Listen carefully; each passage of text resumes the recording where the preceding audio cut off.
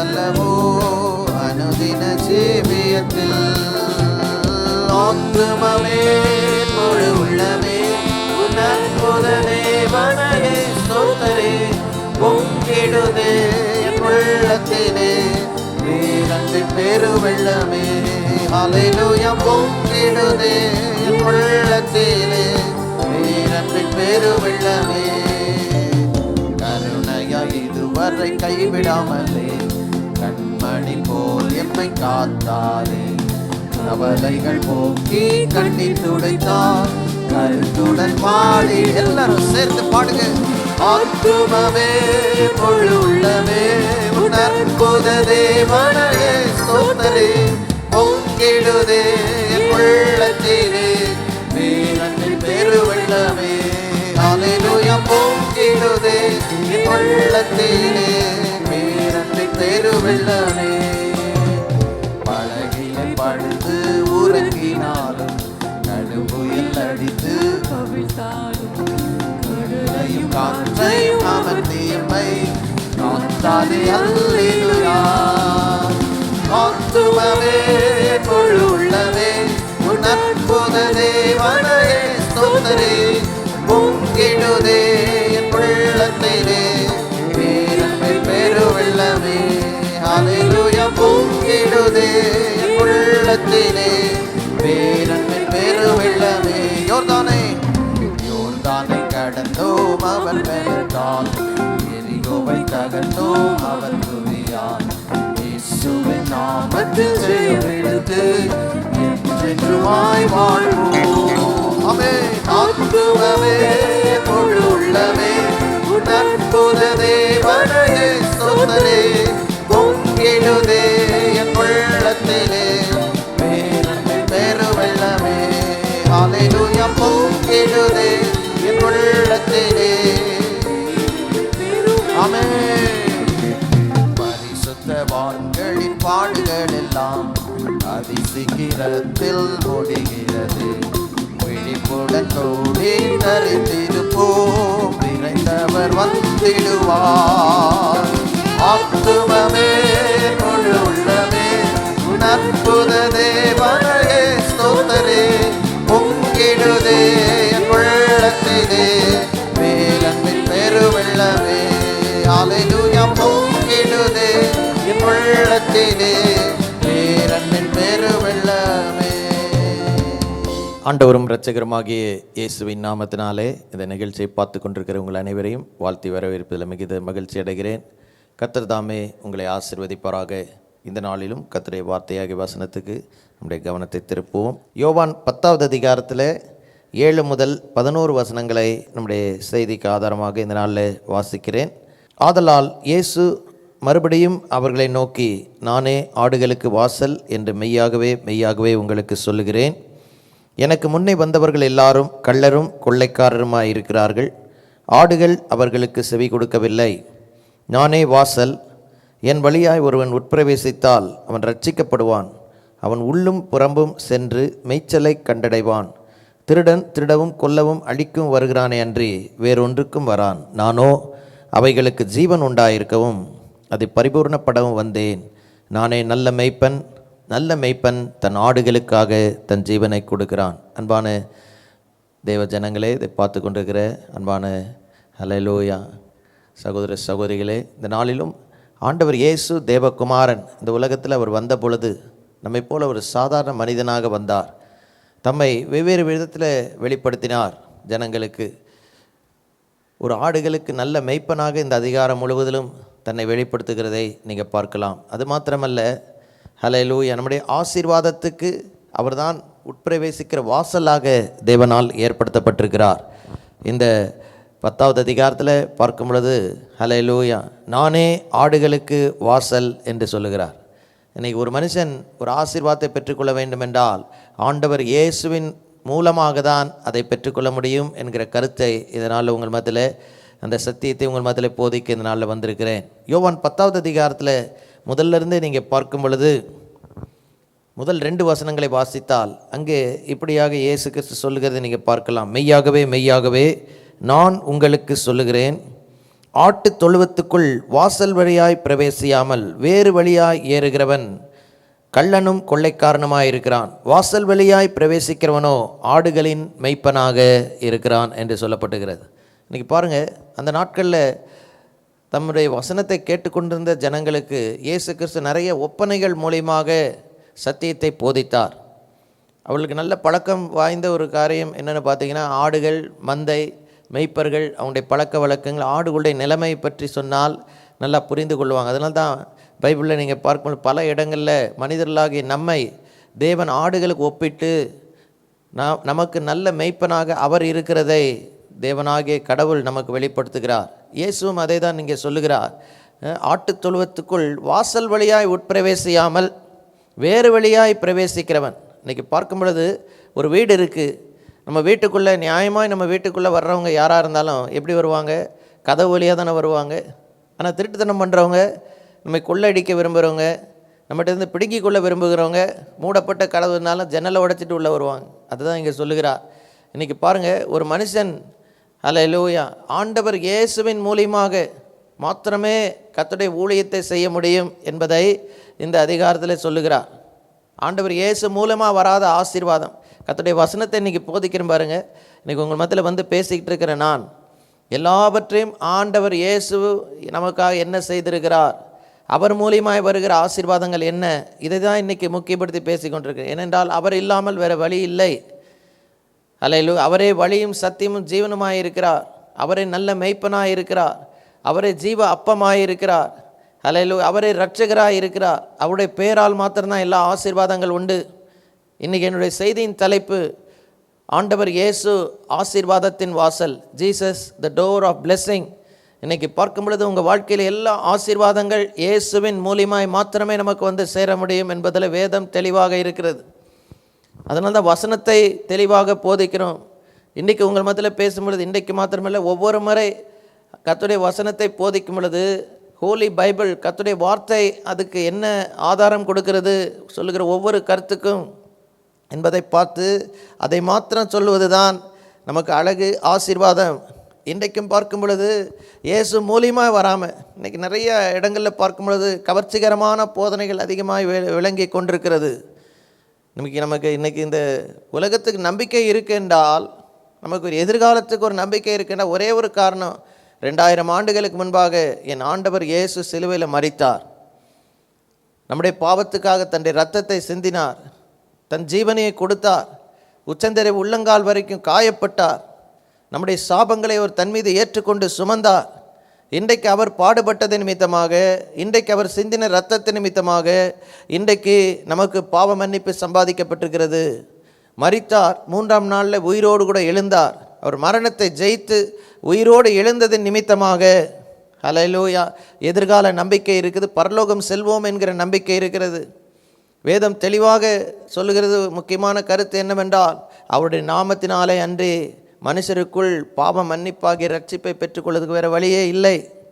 இன்றைக்கு இந்த செய்தியில் ஆண்டவர் இயேசு எதுக்கெல்லாம் வாசலாய் அமைகிறார், இயேசுவின் மூலியமாய் வருகிற ஒரு முக்கியமான 5 ஆசீர்வாதங்களை இயேசுதான் வாசல் அதை விட்டிருக்கு என்பதை விளக்கும்படியாக உங்கள் மத்தியில் பேச இருக்கிறேன்.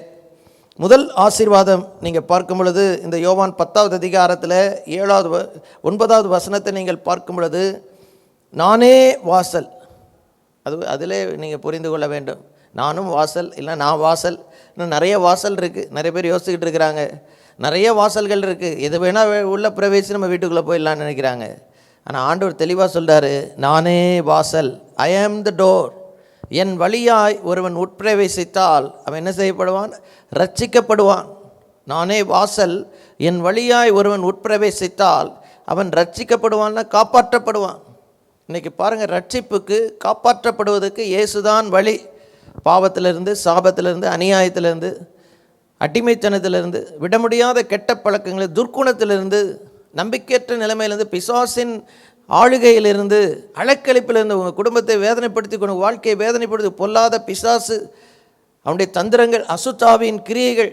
முதல்ல ரொம்ப நல்லா இருக்கிறது போல் இருந்திருக்கலாம், ஆனால் இன்றைக்கி வாழ்க்கையை ஒரு நரகமாக இருக்கிறது. நம்பிக்கையற்ற நிலைமையில் நிறைய பேர் இதை பார்த்து கொண்டிருக்கிறீங்க. உங்களுக்கு காப்பாற்றுவதற்கு ஒரே வழி, இயேசுக்குள்ளே வந்துடுங்க. ஹல்லேலூயா, ஹல்லேலூயா. ஆண்டவர் இயேசு ஒரு இடத்துல அழகாக சொல்கிறாரு பாருங்க.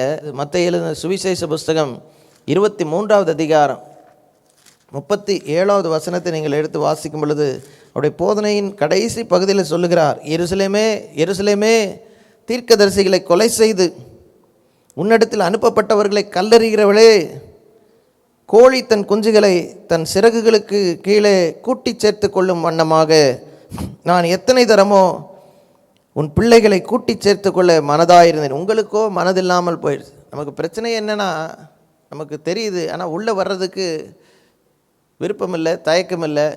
வெளியே ரொம்ப இன்பமாக இருக்கிறது போல் இருக்குது. ஒரு மழை பெய்யுது, ஒரு வீட்டு கதவு திறந்துருக்கு, அங்கே உள்ளேருந்து கூப்பிட்றான், எப்போ வந்துரு, வெளியே கல்மலை அடிச்சிட்டு இருக்கு, வெளியே நிற்காத. அந்த சத்தத்தை கேட்டப்புறம் வெளியே நின்று காயப்பட்டால் யாருடைய குற்றம்? யோசித்து பாருங்கள்.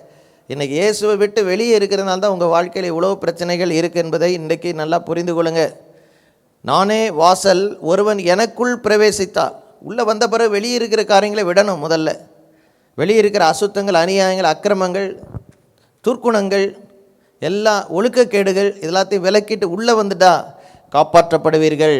இன்றைக்கி மனுஷனால் காப்பாற்ற முடியாத எத்தனையோ போராட்டங்கள், பிரச்சனைகள் சிக்கி தவித்து கொண்டு இந்த நிகழ்ச்சியை பார்த்து கொண்டிருக்கிற அன்பான ஜனங்களே, ஆண்டவர் இயேசுவே நீங்கள் காப்பாற்றப்படுவதற்கு வாசலாய் இருக்கிறார். அவருக்குள் உட்பிரவேசித்தால் ஒரு விடுதலை உண்டு. இந்த காப்பாற்றுதலை சம்பாதித்ததுக்கு அவர் தன்னுடைய இரத்தத்தை கொடுத்தார், விலைக்கிரயமாக தன் ஜீவனையை பணயமாக வைத்தார்.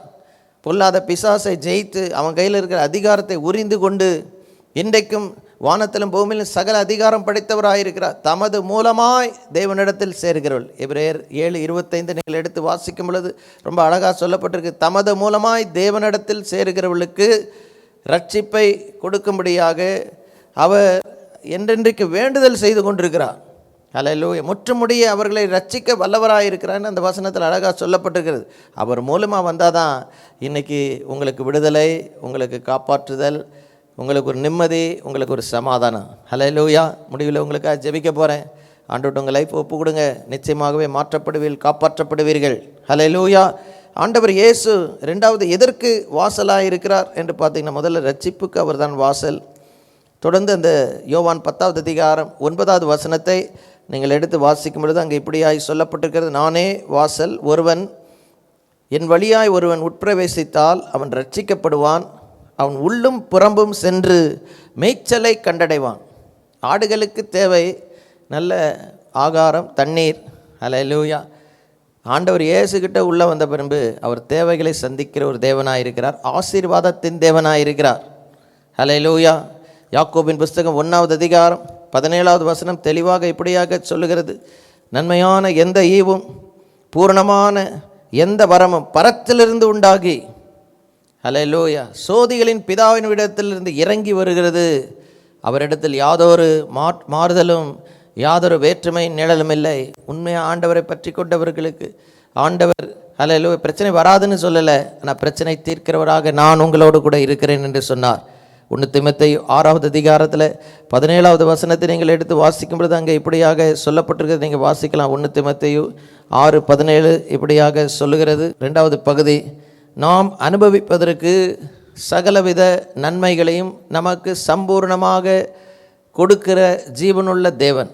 அந்த வசனத்தின் நடுப்பகுதியில் சொல்லப்படும், நாம் அனுபவிப்பதற்கு சகலவிதமான நன்மையும் நமக்கு சம்பூர்ணமாய் கொடுக்கிற தேவன். ஹல்லேலூயா, ஹல்லேலூயா. அது மாத்திரமில்லை, நீங்கள் எடுத்து வாசிக்கும் பொழுது அப்போஸ்தலர் நடபடிகளில் 17வது அதிகாரத்தை நீங்கள் எடுத்து வாசித்தால் 24வது வசனம் இப்படியாய் சொல்லப்பட்டிருக்கிறது, உலகத்தையும் அதில் உள்ள யாவற்றையும் உண்டாக்கின தேவனானவர் வானத்திற்கும் பூமிக்கும் ஆண்டவராயிருக்கிறபடியால் கைகளினால் கட்டப்பட்ட கோவில்களில் அவர் வாசமாக இருக்கிறதில்லை. அடுத்த வசனம் 25வது வசனத்தை பார்க்கும்போது, எல்லாருக்கும் ஜீவனையும் சுவாசத்தையும் சகலத்தையும் கொடுக்கிறவர், தமக்கு யாதொன்று தேவையானது போல மனுஷர் கைகளால் பணிவிடை கொள்ளுகிறது. முக்கியமான கருத்து, ஜீவனையும் சுவாசத்தையும் கொடுத்தவர், அதோடு கூட எல்லாவற்றையும் சகலத்தையும் அவர் தான் கொடுக்குறார். இன்றைக்கி ஆண்டவர் இயேசு தாங்க எல்லா ஆசீர்வாதத்துக்கு ஊற்றாக இருக்கிறார். அல்லேலூயா. எத்தனை ஜனங்க அவரிடத்தில் வந்து சுகம் பெற்றார்கள், விடுதலை பெற்றார்கள். அல்லேலூயா. பிசாசின் அழுக்களிப்பிலிருந்து விடுதலை பெற்றார்கள். மரித்தவர்கள் உயிரோடு எழும்பினார்கள். படுத்த படுக்கையாக வந்தவர்கள் எழும்பி நின்று நடந்து போனார்கள். இன்றைக்கு இந்த இயேசுவை தான் உங்கள் மத்தியில் அறிவித்து கொண்டிருக்கிறேன். அவரே உங்கள் ஆசீர்வாதத்தின் வாசல். எதையோ தேடி எந்தெந்த வாசலுக்குள்ளே போய் நின்று வாசல் முன்னால் நின்று சில போகக்கூடாத வாசலுக்குள்ளெல்லாம் போயிருக்கிறீங்க. ஹல்லேலூயா. நிம்மதி கிடைக்கும் என்று பார் வாசலுக்குள்ளே போகிறீங்க. பண கடன் இது பிரச்சனை தீரும் என்று சொல்லி எவனையோ வாசலுக்குள்ளே போய் காசை வாங்கிட்டு வந்து இன்றைக்கி மனவேதனையில் உட்காந்துட்டு இருக்கிறீங்க. ஹல்லேலூயா.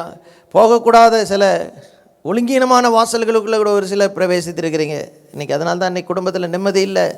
ஆண்டவர் இயேசு தாங்க ஆசீர்வாதத்துக்கு வாசல்.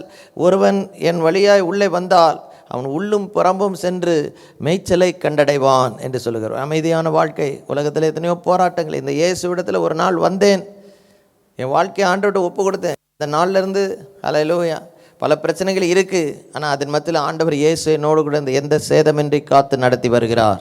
இந்த இயேசுவை தான் அன்றைக்கி உங்கள் மத்தியில் பேசி கொண்டிருக்கிறார். ஆசீர்வாதத்தின் வாசல். மூன்றாவது பாருங்கள், ஆண்டவர் இயேசு அப்போஸ்தலர் நடபடிகள் 14வது அதிகாரம் 27வது வசனத்தில் இப்படியாக அங்கே எழுதப்பட்டிருக்கிறது. பவுலும் பர்னபாவும் கர்த்தருடைய ஊழியத்தை செய்து முடித்துவிட்டு வந்து அங்கே விளங்கின சாட்சி. அவங்க திரும்பி அந்தியோகியாவுக்கு வந்து சபையை கூட்டி அங்கே ஒரு ஸ்தோத்திர கூட்டம் வைத்து கர்த்தர் செய்த ஊழியத்தின் மத்தியில் அந்த கொடுத்த ஆசீர்வாதங்களை ஜனங்களுக்கு பங்கிட்ட பொழுது ஜனங்கள் அதை கேட்டு சந்தோஷப்பட்டதும் அல்லாமல் ஒன்றை அறிந்து கொண்டார்கள். 27வது வசனத்தை வாசிக்கிறேன். அவர்கள் அங்கே சேர்ந்த பொழுது சபை கூடி வர செய்து தேவன் தங்களை கொண்டு செய்தவைகளையும் அவர் புறஜாதிகளுக்கு விசுவாசத்தின் கதவை இல்லை என்றால் வாசலை திறந்ததை அறிவித்தார்கள் என்று வாசிக்கிறோம். இன்றைக்கி பாருங்கள், இஸ்ரவேல் ஜனங்களுக்கு தான் வானத்தையும் பூமியும் உண்டாக்கின தேவன் ஆபிரகாம் மூலியமாய் அவர்களுக்கு தன்னை வெளிப்படுத்தினார். புறஜாதியாராகிய நமக்கு எந்த விதமான நம்பிக்கையற்ற நிலைமை இருந்தது. ஆனால் இன்றைக்கி இயேசு வந்தது நிமித்தமாக உலகத்தில் உள்ள எல்லா சர்வ சிருஷ்டிக்கும் இன்றைக்கு ஒரு நம்பிக்கை வந்துவிட்டது. உலகத்தின் எந்த தேசத்தின் ஜனமாக இருந்தாலும் ஹல்லேலூயா எந்த ஜாதியை சேர்ந்தவனாக ஆண்டவருடைய பார்வையில் இந்த உலகத்தின் ஜாதிகள்லாம் ஒன்றுமே செல்லாது. உலகத்தில் மனுஷனை தாழ்த்த உயர்த்த ஜாதி இனம் மதம் என்று பிரித்து வைத்திருக்காங்க. ஆண்டவருடைய பார்வையில் ஒரே ரெண்டே ஜாதி தான், ஆண் ஜாதி பெண் ஜாதி. ஹல்லேலூயா ஹல்லேலூயா.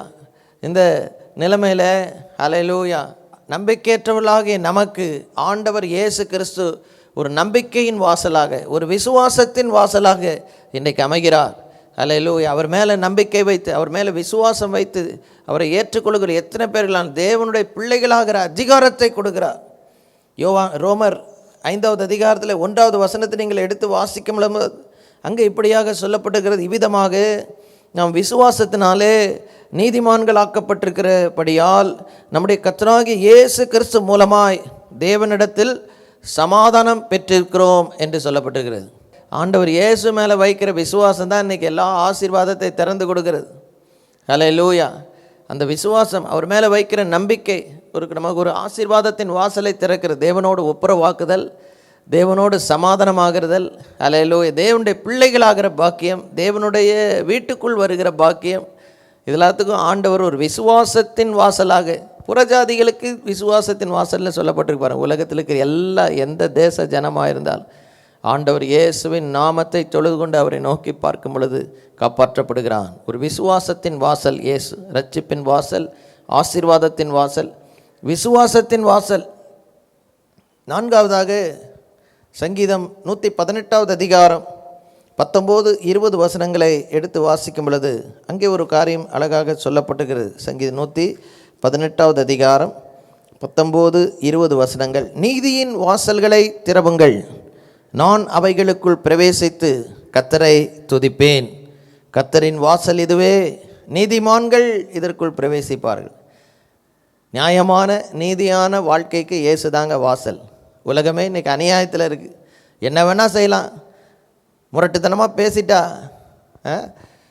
எல்லாம் அடங்கிடுவாங்கன்னு நினைக்கிற ஒரு உலகத்தில் இருக்குது. கற்றுன்னு கத்திட்டா, 4 கெட்ட வார்த்தையை பேசிட்டா, சென்னைப்பட்டினத்தில் சொல்லவே வேணாம்.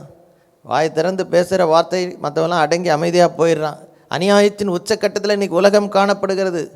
ஆனால் எல்லா அநியாயத்துக்கும் ஒரு முடிவு வரப்போகிறது. இந்த உலகத்தின் பாவ நிலைமைக்கு ஒரு முடிவு வரப்போகிறது. ஆண்டவர் இயேசுவை ஏற்றுக்கொள்ளாமல் இந்த பாவ நிலைமையிலே வாழ்ந்த மரணம் ஒரு நாள் வரும் பொழுது, இல்லைண்டா உலகத்தின் முடிவிலே நரகத்துக்குள் தள்ளப்படுகிற அபாயம் காத்து கொண்டிருக்கிறது.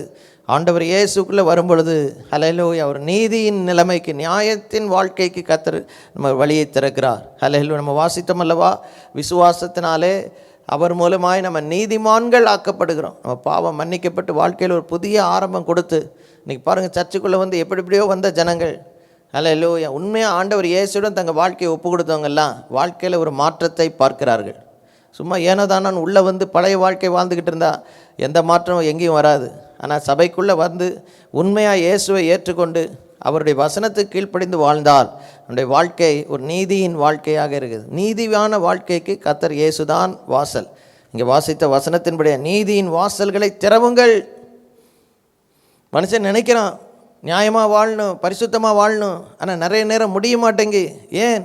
உள்ளே இருக்கிற துர்குணம், பாவ கிரியைகள், பொல்லாத சுவாபம் இன்றைக்கி நம்மை விரும்பாத சில அநியாய காரியங்களை செய்ய வைக்கிறது. ஆனால் ஆண்டவர் இயேசுடன் வரும் பொழுது நம்முடைய அல்லேலூயா வாழ்க்கையை மாற்றி ஒரு மறுபிறப்பின் அனுபவத்தை கொடுத்து மறுபடியும் ஒரு பரிசுத்த வாழ்க்கைக்கு வழி நடத்துகிறார். கர்த்தருடைய ஆவியானவர் நம்ம கூட இருந்து எதெல்லாம் நம்ம முந்தைய நாட்களில் செய்து ஜெயிக்க முடியலையோ, அல்லேலூயா விட முடியாத கெட்ட பழக்கங்களோ ஒரே வினாடியில் ஒரு விடுதலை கொடுத்து அல்லேலூயா பரிசுத்தமாய் வாழ, தூய்மையாக வாழ, கர்த்தருக்கு சாட்சியாய் வாழ இயேசு கிறிஸ்து தான் நீதியின் வாசலாக இருக்கிறார். மிக முக்கியமாக பாருங்கள், கடைசியாக ஒரு காரியத்தை சொல்லி உங்களுக்காக ஜெபிக்க விரும்புகிறேன். அல்லேலூயா. மத்தேயு 7வது அதிகாரம் 14வது வசனம் இப்படியாக சொல்லுகிறது. மத்தேயு 7வது அதிகாரம் 14வது வசனம், மேத்யூ சாப்டர் 7:14. ஜீவனுக்கு போகிற வாசல் இடுக்கமும் வழி நெருக்கமுமாய் இருக்கிறது, அதை கண்டுபிடிக்கிறவர்கள் சிலர். இயேசு கிறிஸ்து நித்திய ஜீவனுக்கு போகிற, பரலோகத்துக்கு போகிற வாசல். அவர் வழியாய் பிரவேசிக்காவிட்டால் தேவனுடைய ராஜ்யத்தில் பரலோகத்தில் போய் சேர முடியாது. ஹல்லேலூயா. இன்னொரு வாசல் இருக்கிறது.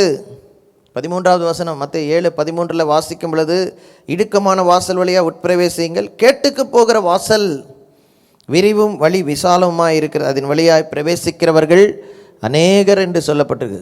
ஹல்லேலூயா.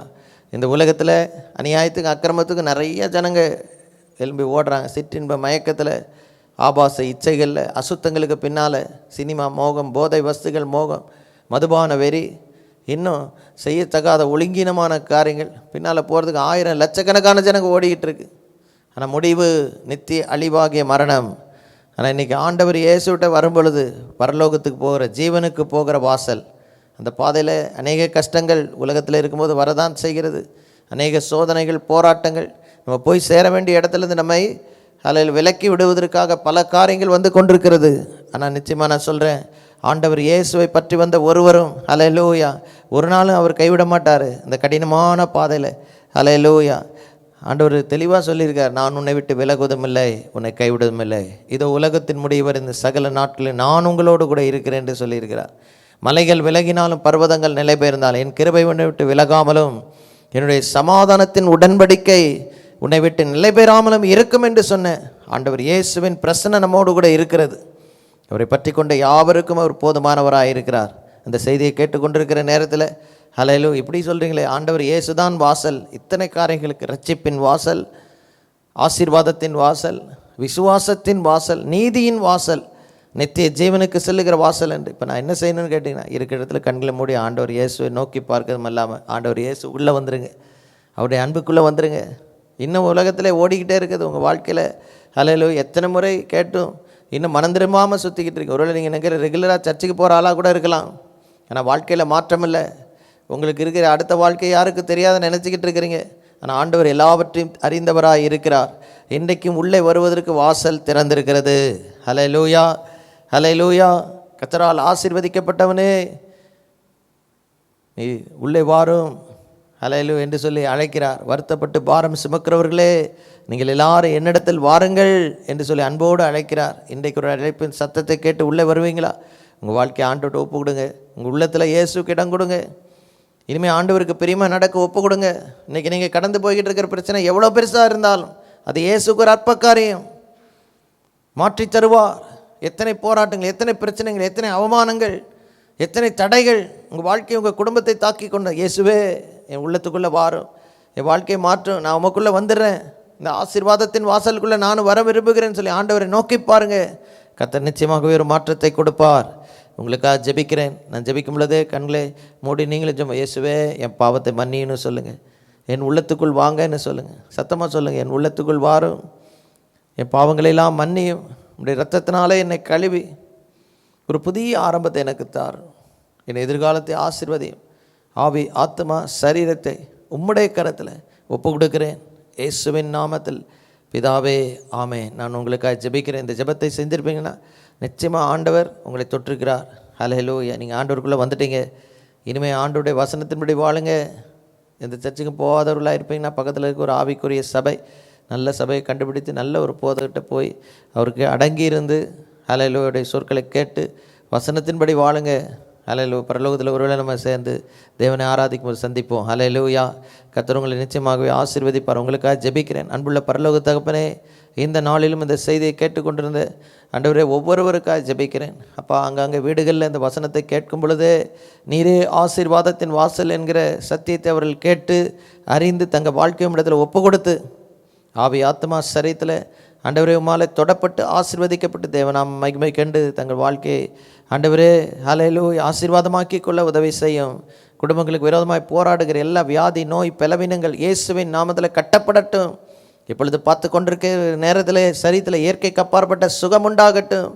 குடும்பத்தை வேதனைப்படுத்தி கொண்டிருக்கிற தரித்திரம் கட்டுகள்லாம் உடையட்டும். எல்லா பில்லி சூனிய மாந்திரிக கட்டுகள்லாம் உடையட்டும். குடும்பங்களில் தடைப்பட்ட ஆசீர்வாதங்கள் அது எவையாக இருந்தாலும் இப்பொழுதே அற்புதமாய் திறக்கப்படுவதாக. வேலை இல்லாதவர்களுக்கு நல்ல வேலைகளை தாரும். திருமண துணைக்காய் காத்திருக்கொள்ளுக்கு ஏற்ற துணை தாரும். பிரசவத்துக்காக, கற்பத்தின் கனிக்காக காத்திருக்கொள்ளுக்காக ஜெபிக்கிறேன். ஆண்டவரே தகப்பனே, ஹல்லேலூயா. இப்பொழுதே கற்பங்கள் திறக்கட்டும், ஜீவன் உண்டாகட்டும், சுகமாய் பிரசவித்து பெற்றெடுக்கட்டும். ஹல்லேலூயா. ஒவ்வொரு குடும்பத்திலும் கர்த்தருடைய பாதுகாவல் ஆசீர்வாதம் விளங்கட்டும். வீட்டில் சமாதானம் உண்டாகட்டும், ஒப்புரவாக்குதல் உண்டாகட்டும். பிரிந்திருக்கிற குடும்பங்களாம் ஒன்றிணையட்டும். கர்த்தருடைய ஆசீர்வாதம் விளங்க செய்வீராக. தேவ சமாதானம், இரக்கம், ஒத்தாசை நீரே கிருபையாய் கட்டளையிட்டு உடைய திருநாமத்தை நீரை மயப்படுத்த வேண்டுகிறோம். எல்லா தீமைக்கு விலக்கி நீரை மறைத்தரல வேண்டுகிறோம். சாட்சி விளங்க செய்ய ஜெபிக்கிறோம். இயேசு கிறிஸ்துவின் ஜீவனுள்ள நாமத்தில் மிக தாழ்மையோடு வேண்டி கேட்டுக்கொள்கிறோம் எங்கள் அருமை நல்ல பிதாவே, ஆமேன், ஆமேன். கர்த்தர் உங்களை ஆசீர்வதிப்பாராக. ஆமேன். நல்ல கைகளை தட்டி எல்லாரும் கரங்களை தட்டி பாடுங்க. உம்மை போல நல்ல தேவன் யாரும் இல்லையே, உம்மை போல வல்ல தேவன் யாரும்